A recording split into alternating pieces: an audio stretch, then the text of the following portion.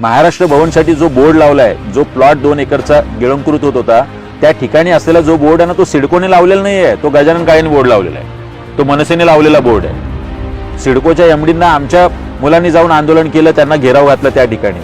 पण मंदा म्हात्रेंनी पण प्रयत्न केला 100% केलं ना. शासन स्तरावरती अजून वीट नाही रचली ना. हो, माझं काय म्हणणं आहे, 100% ज्यावेळी तिथे वीट रचली जाईल त्यावेळी मंदाताईंचा सत्कार आम्ही करू आणि अजित पवार साहेबांचं पण करू.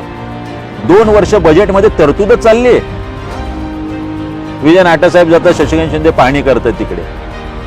शासन आहे तुमच्याकडे, बजेटमध्ये तरतूद होते, एकही वीट रचली जात नाही. साधं भूमिपूजन नाही अजून महाराष्ट्र भवनचं.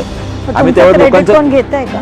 नाही, क्रेडिटचा विषय नाही इथे, फक्त विषय एवढाच आहे की आमचं क्रेडिट त्यांनी घ्यावं, ज्यांना घ्यायचं त्यांनी. लोकांना माहिती आहे की आम्ही काम केलं. आम्ही काय बीजेपी आणि शिवसेनेसारख्या क्रेडिटसाठी भांडणारी लोक नाही.